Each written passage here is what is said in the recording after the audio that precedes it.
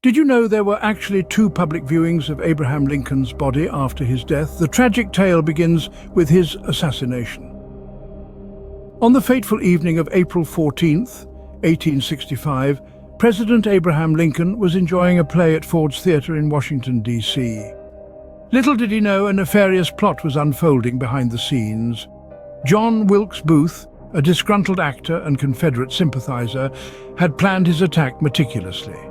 As the laughter filled the theatre, Booth crept into the president's box and fired a single, fatal shot. The bullet struck Lincoln in the back of his head, and he slumped forward in his chair. He was carried across the street to the Peterson House, where he clung to life for a few more hours. But by the next morning, the 16th President of the United States was no more. The shocking news of his death quickly spread, plunging the nation into mourning. This marked the beginning of a long and mournful journey for the late president's remains. The first public viewing of Lincoln's body took place in none other than the East Room of the White House on April 19, 1865. This was a day of deep mourning as the nation grappled with the loss of its leader. The East Room, usually a space of celebration and political discourse, was transformed into a solemn sanctuary where citizens could pay their last respects to the fallen president. The casket, open for all to see, lay heavy with the weight of Lincoln's legacy.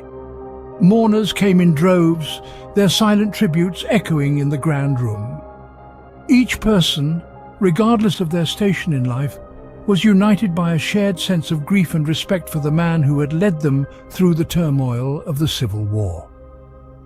This public viewing held profound significance. It offered a collective space for the nation to grieve, to remember, and to find some semblance of closure. Following this somber event, Lincoln's body was prepared for a long journey back to his hometown of Springfield, Illinois.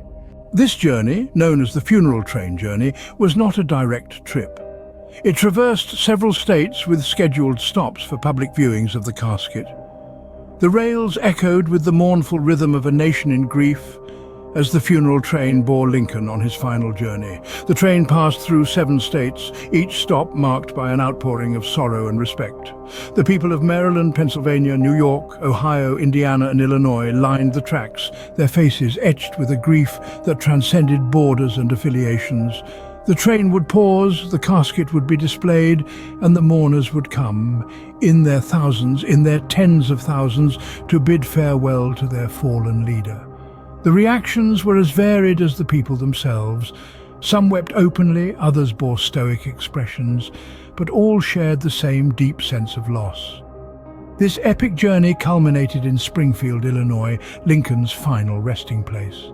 On May 3, 1865, the Illinois State Capitol building in Springfield was the site of the second public viewing of Lincoln's body. The grand structure, usually bustling with political discourse, fell silent, resonating with a grief that was almost tangible. The mourners filed into the Capitol, their faces etched with sorrow as they paid their last respects to the fallen leader, his casket open for all to see. The open casket was not a sight that would have been uncommon at the time. The Civil War had brought with it advances in embalming techniques, allowing for bodies to be transported over long distances. This made it possible for Lincoln's body to make the long journey from Washington, D.C. to Springfield, Illinois, his final resting place. The significance of this event cannot be understated. It marked a moment of national mourning as a nation bid farewell to a leader who had guided them through one of the most tumultuous periods in American history. This marked the end of a long and mournful journey for the late president's remains. Abraham Lincoln's legacy did not end with his death and public viewings, however. Here was a man who left an indelible mark on American history. His life and presidency were pivotal in shaping the United States as we know it today. His Emancipation Proclamation was a significant step towards the abolishment of slavery, and his Gettysburg Address continues to be a testament to his vision of a unified nation.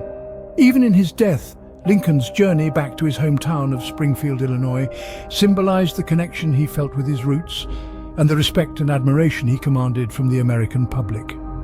His legacy lives on in the hearts and minds of Americans, reminding us of the values we hold dear: freedom, equality, and unity. So the next time you hear about Abraham Lincoln, remember not just the man, but the journey his body took after his death. If you liked this video, please share it and subscribe to our channel for more. Don't forget to turn on the bell for new videos.